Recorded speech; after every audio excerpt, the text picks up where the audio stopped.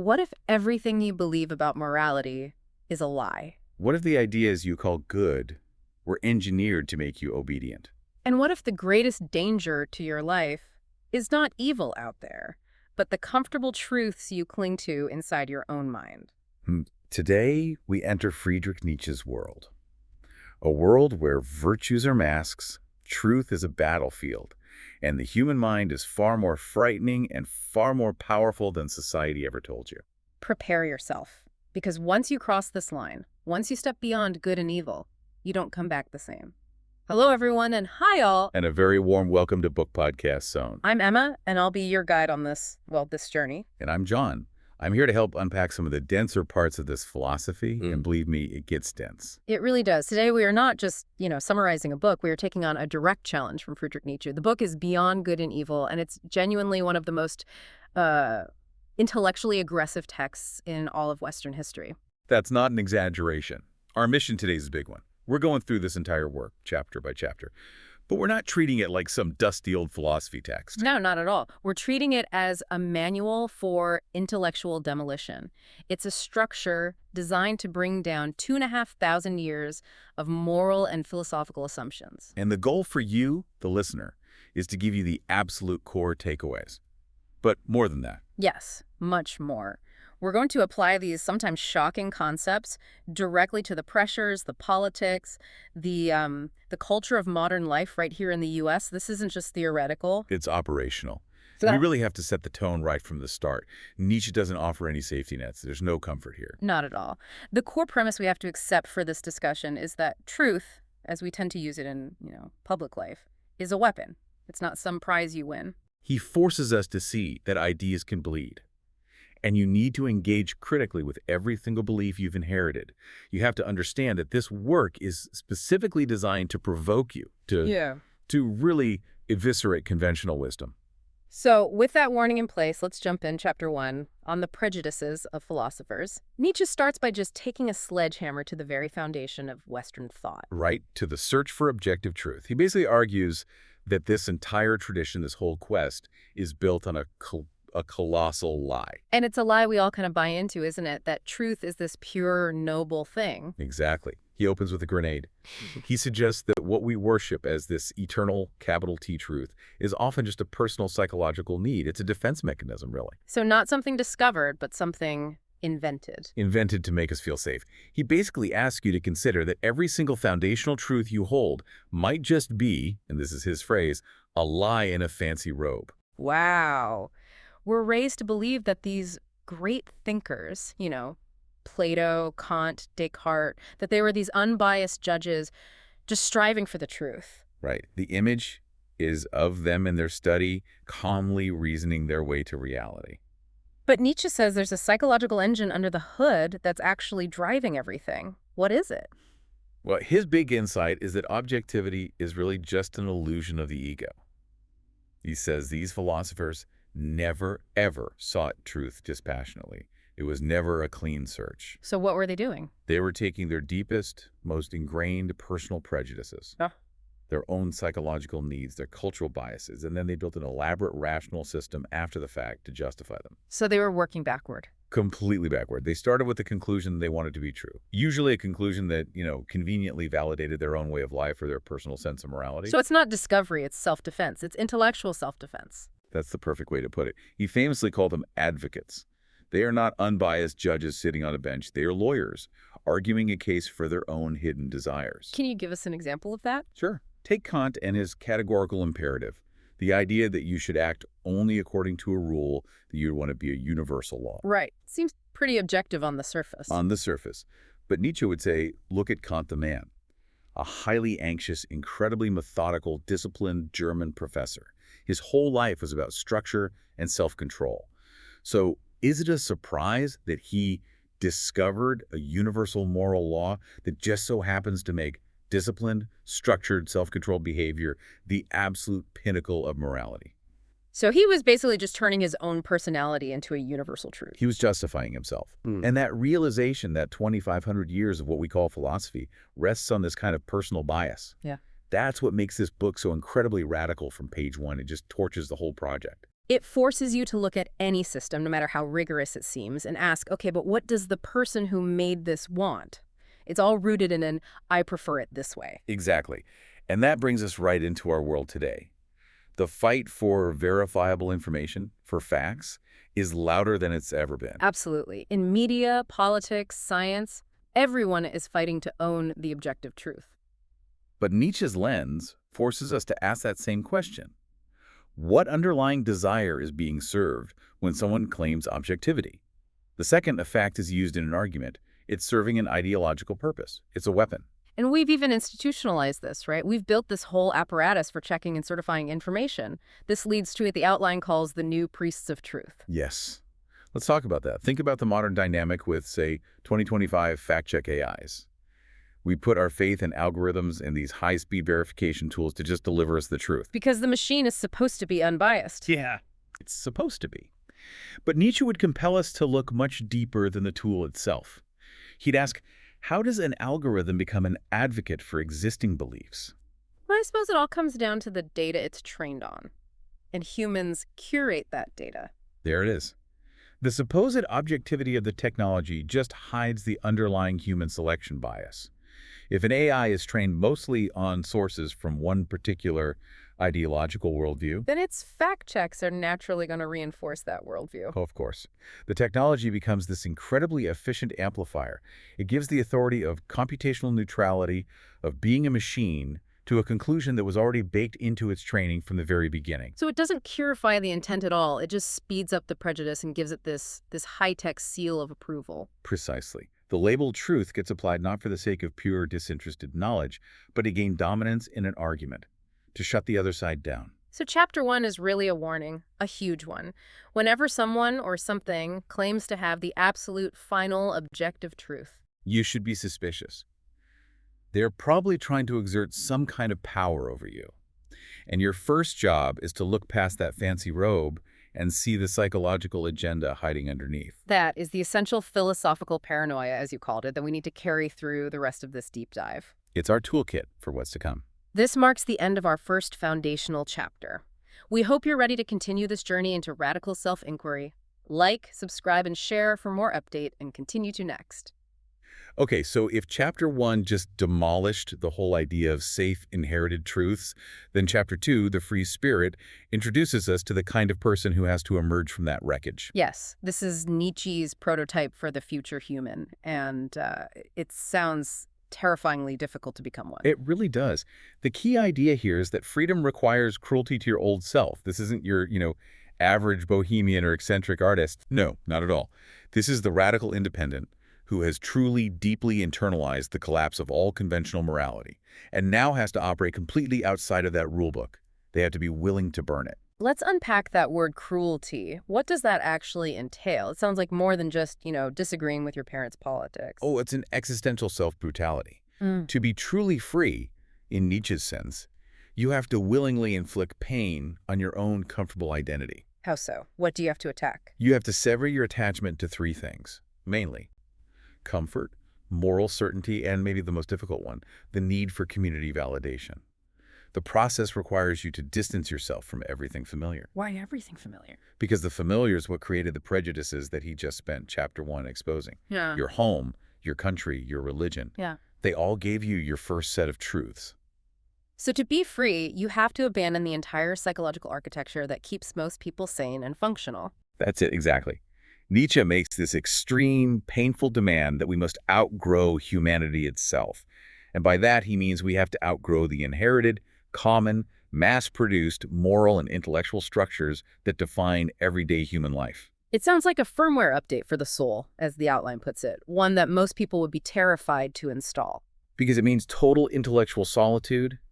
The moment you reject those shared structures, those comfortable truths, you are immediately in conflict with the vast majority of people who still rely on them. You are now standing against the herd. And that conflict, the free spirit versus the herd, that's really a defining theme of the entire book, isn't it? It is the central social conflict. And we need to be clear about what the herd means. It's not necessarily that they're stupid. Right. It's a psychological term. It's the psychological mass of people driven by conformity, by a shared morality, and most powerfully, by deep, deep fear of isolation. The herd offers safety. It gives you validation. It hands you a clear moral script to follow. And if you look at the contemporary U.S., the herd seems stronger than ever. But it's not one big herd anymore. It's fragmented into these highly polarized groups. It's the total tribalization of knowledge and identity. Absolutely. The modern herd environment is perfectly captured by that phrase from the outline. A doom scroll echo chamber in 2025. It's not one single monolithic herd, it's a million little digital clicks. So a polarized political movement could be a herd. A consumer identity built around certain brands could be a herd. An online ideological group that's built on a shared grievance, that's herd. The function is always identical, no matter what the content is. And what does this new digital herd demand from the individual? What's the price of admission? Obedience. Ah. Total obedience. Yeah. The digital environment just accelerates conformity to warp speed. The herd gives you safety, it gives you emotional validation, often through, shared outrage or moral performance. But in return, it demands your complete intellectual obedience to its prescribed truths. And if you deviate? Punishment is instant. And it's usually extreme social isolation, being canceled, cast out, which is precisely the fear that the herd thrives on in the first place. So the free spirit, then, is the person who has to choose. They have to choose intellectual solitude and risk over the instant gratification of belonging to the group. Yes. They have to be willing to be labeled a heretic, a dangerous outsider, or maybe even worse. Yeah. Just someone who doesn't get it, someone who doesn't understand the rules. That choice requires a kind of courage that's, well, it's almost unimaginable, because you are actively choosing the cold, hard clarity of being alone over the warm, comfortable blanket of a shared identity. The free spirit has to stand alone. They've burned the rule book, and now they have to find strength in their own self-reliance. It's a call to become a cultural and intellectual exile, all for the sake of true philosophical creation. But really compelling, a chilling vision. It is very hard to imagine being that isolated in today's hyper-connected world. And that's exactly the point. Like, subscribe, and share for more update, and continue to next. All right, so moving on from the lonely figure of the free spirit, Nietzsche now takes aim at one of the oldest and most powerful structures of the human herd, religion. Chapter 3, The Religious Mood. And here he deconstructs faith itself, claiming it's not really about a divine connection. It's about deep, hidden psychological needs.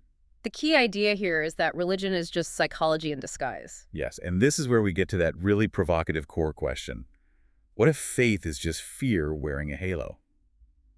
Nietzsche isn't interested in debating the existence of God. He's looking at the origin of the religious impulse in the human mind, and he's viewing it through a purely psychological lens. Okay, so what is the fear that's being masked by this halo of faith? It's the fundamental human fears, the chaos of existence, the terror of absolute freedom, the crushing burden of self-responsibility, and of course the certainty of death. All the big ones. All of them. And religion, historically, has offered the ultimate comfort package. It gives you a clear ethical structure, a predetermined purpose, and an antidote to the meaninglessness of it all. It's the ultimate answer to nihilism. So by submitting to a divine order, the individual is basically trading their terrifying autonomy for a kind of blissful certainty. Precisely. It sounds, again, like another sophisticated way for the herd to manage the sheer psychological burden of being alive. But he takes this critique to a much more radical and, frankly, offensive level. Right. He doesn't just critique the average believer. He goes after the most pious figures we elevate, the saints. And he makes this really brutal claim that saints are sick. This is deeply offensive to a lot of people, and understandably so. But we have to try to understand the psychological mechanism he's pointing to here. It's not just an insult. Okay, so what is that mechanism? The key concept to grasp is sublimation. Nietzsche suggests that the saints, these people who engage in intense asceticism, extreme self-denial, moral purity to an incredible degree, are often the people whose internal drives are the most powerful. Their inherent will to power, their aggression, their natural vitality. It's also profound that it can't be expressed safely in a civilized society. So instead of letting that energy out into the world, They turn it inward. They declare war on themselves. so the drive to dominate and assert power gets redirected into dominating one's own body, one's own spirit. Exactly. The extreme denial of the flesh, the obsession with purity, the fasting, the self-flagellation, these are expressions of a powerful will that has nowhere else to go. It's profound psychological weakness, in his view, projected outward and relabeled as a virtue. It's aggressive energy focused on the self, so the holiness is just a very creative way to sublimate a deep neurosis or an inability to affirm the messy, vigorous nature of life itself. Yes, the halo is masking a deep internal sickness and, paradoxically, a lack of true spiritual strength. Wow, that completely reframes asceticism. It's not strength, but a cleverly disguised form of illness. Now, if we apply this lens to our world, to contemporary moral performance, the constant need to publicly demonstrate your allegiance, where do we see the modern version of this pious sickness? It's everywhere in the digital sphere. We're talking about performance here, not private belief. Hmm. The source material just nails it with this line. Piety today. It's virtue signaling on X with a prayer emoji. That is a harsh analogy, but it's also very, very precise. It really highlights how moral display has been transformed into a kind of social currency. In a world where there's no universally accepted divine order, moral allegiance to your digital or political community becomes everything. Public displays of piety, whether it's a religious symbol, an intense ideological statement, or just immediate moral outrage about the topic of the day, they solidify your standing in the group. You get immediate protection, social approval. Instantly. The underlying psychological need is identical to the religious mood of the past, the desire to belong, to appear morally superior, but the mechanism is now instantaneous. It's performative, and it's all measurable by likes and shares and retweets. So Nietzsche would argue that this public expression of moral allegiance is often just a strategy for social gain. It's not a reflection of genuine, difficult, burdensome self-mastery. Not at all. The religious mood hasn't gone away. It's just changed its clothes and traded the monastery for the social media feed. A brutal but incredibly insightful psychological critique. It really is. Like, subscribe, and share for more update and continue to next.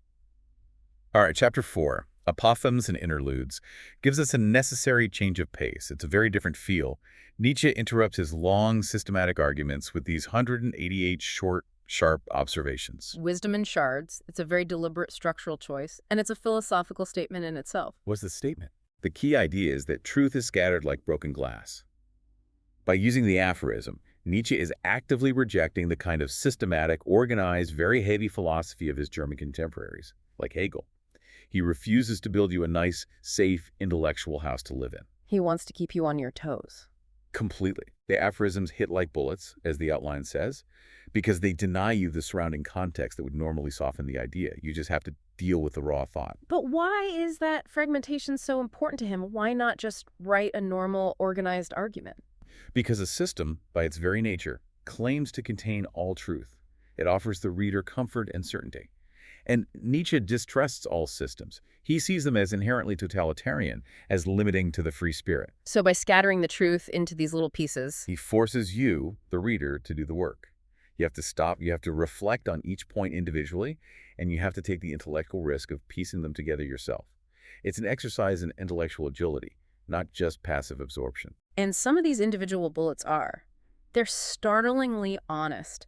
They force us to confront the really dark side of human psychology. Let's look at one. Aphorism number 36. The thought of suicide is a great consolation. That is a profoundly dark thing to offer as a piece of wisdom. It is, but it's a form of brutal honesty about human agency. Nietzsche isn't endorsing suicide here. He's making a psychological observation about power and control. How so? Knowing that the ultimate choice, the freedom to choose non-existence, is always available to you. That grants you a sense of profound control over your own suffering, even if you never act on it. So it's a consolation against feeling completely trapped. Exactly. It's a dark liberty, a final escape hatch, but knowing it's there can be psychologically empowering. It means you are never fully mastered by your circumstances. That requires some deep and maybe uncomfortable introspection to appreciate. Yeah. Now let's contrast that with aphorism number 68, which shows that the radical philosopher is still a product of his time, still deeply human and biased. Yes, this one is difficult, he writes. A woman's best quality, her silence. Yeah. This is a crucial moment for us to pause and remember the lesson from Chapter 1. Nietzsche, the great exposer of everyone else's prejudice, is revealing his own deep, conventional 19th century biases about women and social roles. It's this incredible tension between his philosophical genius, his ability to see these deep, universal truths, and his own personal, culturally conditioned blind spots. And the outline puts it perfectly. Nietzsche just canceled himself in 2025. He certainly did. But the philosophical lesson in that is still powerful. The brilliance of the insight doesn't sanitize the flawed human being who produced it. We have to engage with the whole text, even the parts that are deeply contradictory or offensive to us now. Because it proves his own point, that even the greatest truth teller is still just an advocate for his own desires and his era's biases. Precisely. Now, if we contrast this kind of intense, challenging, often offensive honesty with our contemporary information diet here in the US, what do we see? We see a profound clash. Our diet today is so often made up of, motivational platitudes, sanitized self-help maxims, easily digestible, feel-good content. We want wisdom that validates us, that tells us we're on the right path. And Nietzsche offers the opposite. He gives you these condensed truths that are designed to hurt, to challenge, and to offend before they ever instruct. He forces you to engage with complexity and discomfort. And that defies the whole trend of easy consumption and instant therapeutic gratification. The aphorism demands intellectual labor from you. And that is exactly what our current consumption model is designed to help us avoid. He offers wisdom that cuts, not wisdom that comforts. A very important distinction. Critical. Like, subscribe, and share for more update, and continue to next. We have reached what is arguably the true heart of the book. Chapter 5, The Natural History of Morals. This is where Nietzsche lays out the historical and frankly ugly story of how our definitions of good and evil actually came to be. This is the definitive genealogy of values. The key idea here, and it's a bombshell, is that good versus evil is a power inversion. Morality, for Nietzsche, is not transcendent. It's not divine. It is bred. Bred, like an animal. Exactly like an animal. It's a historical artifact that is rooted entirely in power dynamics, social class, and psychological warfare. So he completely strips morality of its sanctity. He makes it into a record of a long, brutal conflict. How does this conflict play out in his famous distinction between master morality and slave morality? It begins with master morality. This is the original system. It's created by the ruling class, the strong, the noble, the aristocrats. They look at themselves, at their own qualities, and they define good as anything that affirms their own strength and vitality. So things like pride, courage, honesty. Self-affirmation, Yeah. the ability to act decisively, these are good. And they look down on the weak and the common people as simply bad. But bad is almost a neutral term. It means beneath them, pathetic, not worthy of consideration. Okay, so that's the starting point. Then comes the revolution. Then comes slave morality. And it is born from one crucial psychological fuel, resentment. Resentment, let's define that carefully. It is not simple envy. It's a deep-seated, impotent hatred and envy that the oppressed, the weak, the slaves feel toward the strong masters. But because the weak can't challenge the masters physically or politically, They have to find another battlefield. they find a moral and psychological battlefield.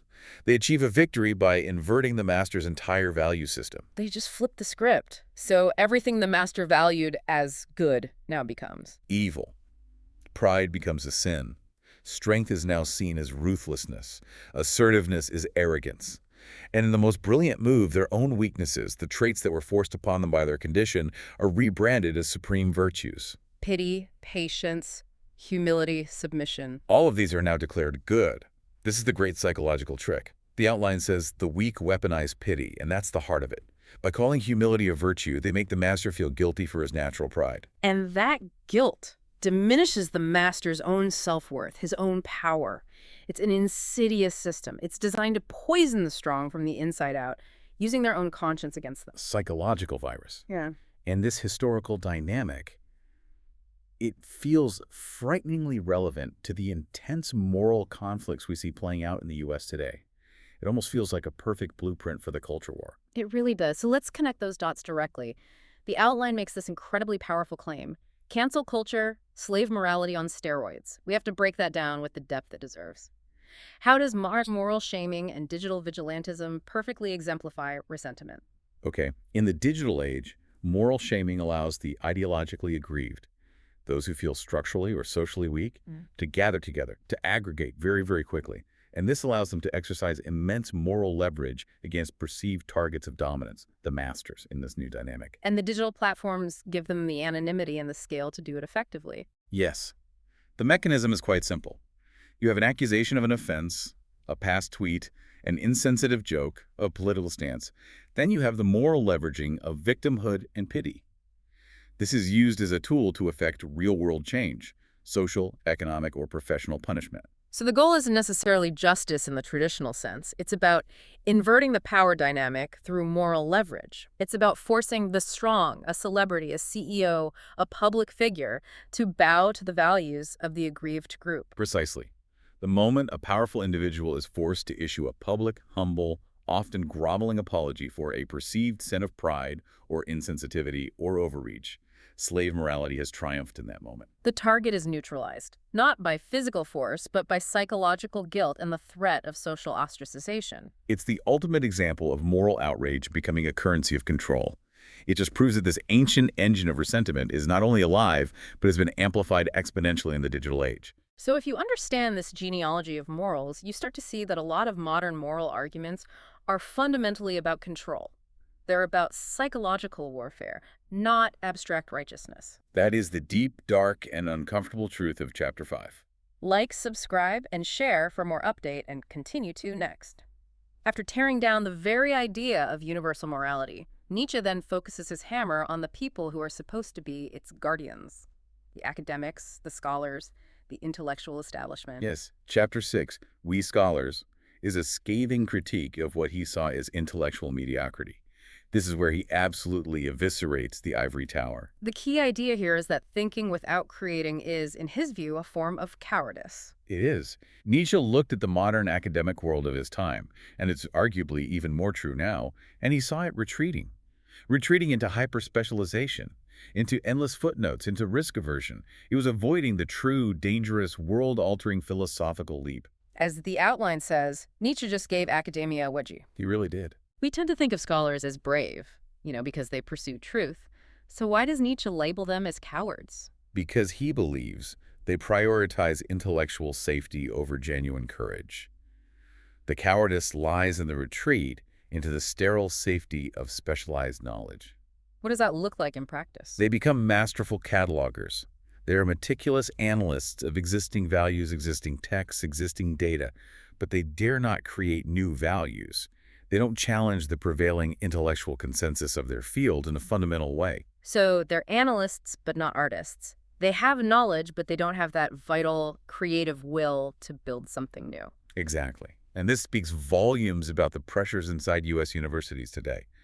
The intense focus on specialized publication, the long and narrow path to tenure, the pressure to conform to your department's way of thinking. The whole academic structure seems to reward this kind of incrementalism, doesn't it? It actively rewards it. To pursue genuine, dangerous philosophy, the kind that truly challenges society and risks alienating your peers, is to jeopardize your entire career, your funding, your reputation, your safety within the institution. And the result is a massive proliferation of safe specialization. It confirms Nietzsche's fear that the philosopher stops being a creator of new worlds and just becomes a curator of disty old ones. Yes, the intense scholarly focus can become a form of retreat from true intellectual courage. All the energy is spent defending the tiny boundaries of your little niche, rather than expanding human potential. He talks about the need for artistic blood in a philosopher. He does. He believes philosophers must be creators of value. They have to be like daring artists and poets, capable of synthesizing vast fields of knowledge and forging entirely new paths.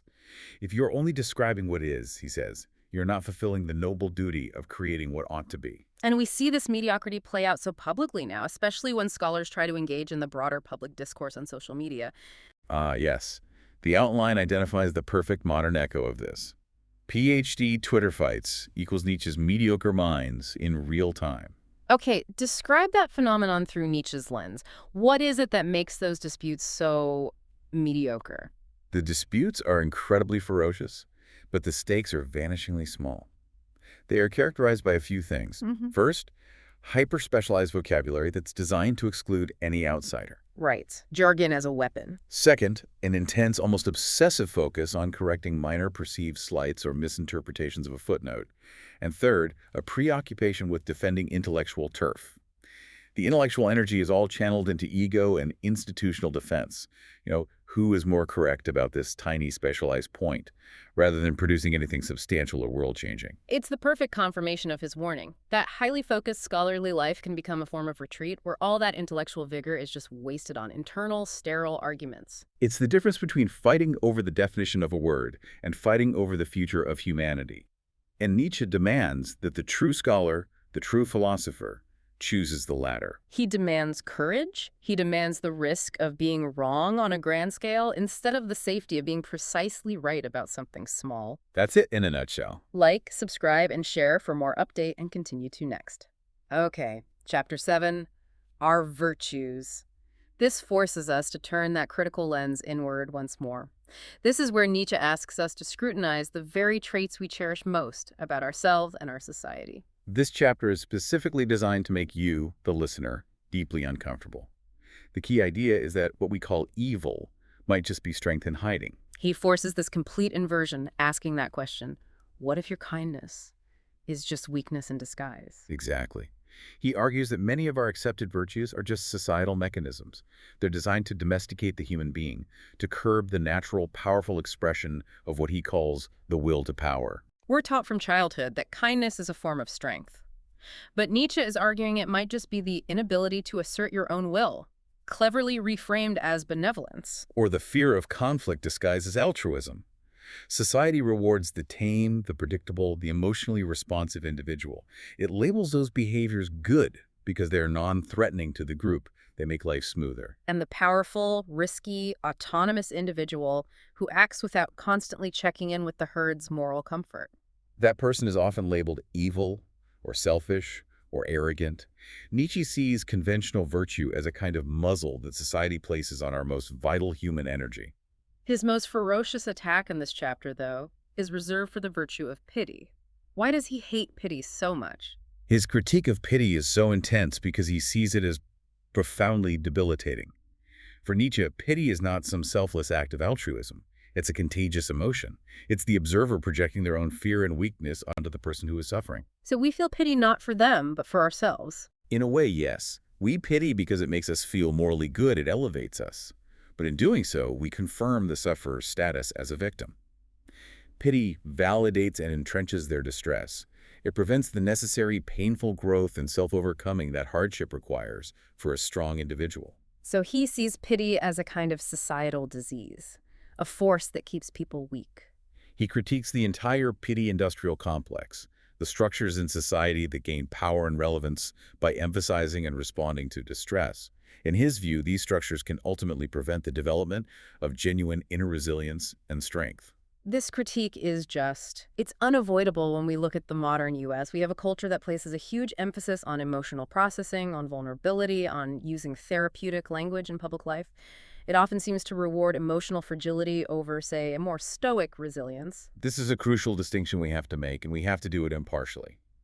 Nietzsche's perspective forces us to question the culture surrounding these practices, not the practices themselves. The outline refers to this as therapy culture pity industrial complex. Okay, let's be careful here. How does Nietzsche's lens separate the vital need for mental health care, which is essential, from what he would see as a cultural problem? He's not arguing against treating genuine psychological illness. What he's critiquing is the cultural overemphasis on therapeutic language, on victimhood narratives, and the relentless search for external validation of one's distress in public life. So it's the public performance of it he's worried about. It's the cultural focus. His worry is that this focus can become an industry that actually profits from and potentially encourages the perpetual maintenance of weakness. Instead of affirming an individual's own strength to overcome their trauma through self-mastery, the focus can remain on endlessly validating the trauma itself. And that risks entrenching the individual in a narrative of perpetual vulnerability. It sounds like the difference between saying, I am hurting right now and I need to heal, and constantly identifying solely as the hurt person. Nietzsche would demand that you identify as the overcomer. He always demands strength. And if a cultural movement, even one that's based on compassion, ends up denying the potential for self-mastery and overcoming, Nietzsche sees it as a subtle, dangerous form of life denial. He forces us to ask that really tough question. Are we genuinely helping people grow stronger, Or are we just making them more comfortable in their stagnation? A deeply challenging perspective for our very compassionate age. Like, subscribe, and share for more update and continue to next. Chapter 8, Peoples and Fatherlands, shifts our focus to the broad landscape of national identity and politics. And it is here that Nietzsche really proves himself to be a frighteningly accurate prophet. It's quite spooky, actually. Writing this in 1886, he correctly diagnosed the coming fragmentation and tribalism that would define the 20th century. The key idea here is that nations are costumes, and the future must lie beyond national borders. What did he see coming? He sensed that as the old binding forces of society-organized religion, objective philosophy crumbled, people would retreat. They would fall back to the most primal, most basic form of collective identity, the nation-state, the fatherland. He anticipated the resurgence of intense tribal nationalism, the very forces that led to Europe's meltdown twice. And why does he call nations costumes? What does he mean by that? Because a national identity, the language, the customs, the shared history, the moral framework, is a ready-made collective identity. It's a costume that the individual can just slip into. It provides the herd with a sense of fixed belonging and moral clarity in an increasingly chaotic world. So it's comforting, but it's also confining. Exactly. And he contrasted this retreat into tribalism with his ideal figure, the good European. Tell us about the good European. The good European is the complete antithesis of the nationalist. This is the transcendent individual who possesses a kind of intellectual and spiritual mobility. They reject the confining costume of their birthplace.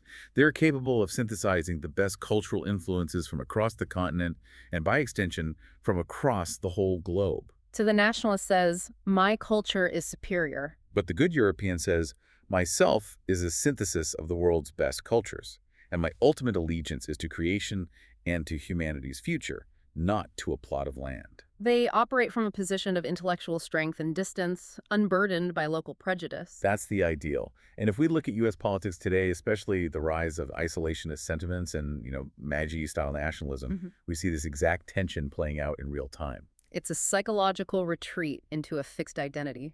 Yes. The anxiety caused by globalization, by rapid technological change, by multicultural complexity. It pushes people back toward the comfort of that national costume. We can connect the European examples mentioned in the source, like Brexit or the rise of the AfD in Germany, directly to isolationist sentiment here in the U.S. These movements prioritize a kind of nostalgic, clearly defined national identity over the risk and the difficulty of global cultural synthesis. And this feeds right back into the culture wars, making the digital sphere even more tribal than it already was. It creates what the outline calls Nietzsche's herd with Wi-Fi. A perfect description. Digital platforms reinforce political and national boundaries with extreme efficiency. You're not just arguing with your neighbor anymore. You are fighting a designated enemy tribe across a clearly defined ideological border. And the algorithm just strengthens that tribal identity. It feeds you only what confirms your sense of belonging. And in doing so, it actively hinders the kind of cultural cross-pollination and synthesis that is required for the good European to ever flourish. So the modern conflict is really a war. A war between the forces pulling us back into the comfort of the national costume and the potential for a more transcendent, borderless intellectual life. It's the conflict between the safety of the fatherland and the necessary danger of intellectual expansion. Like, subscribe, and share for more update, and continue to next. We've arrived at the final climactic chapter of the book, What is Noble? After tearing down every single structure, philosophy, religion, morality, nationalism, Nietzsche now has to offer the alternative. This chapter is about moving from critique to creation. This is the ultimate philosophical demand. It's the culmination of the entire work. The key idea is that nobility is not something you're born with. It equals creating your own values. So he's redefining the word noble. Completely. He argues that nobility is not inherited rank, it's not status, it's not wealth. It is an entirely psychological state, and it's defined by profound self-mastery. How does that definition challenge everything society tells us about rank and value? Well, true nobility, in his view, requires the individual to overcome every prejudice, every weakness, and every inherited moral definition that has been imposed on them by the herd.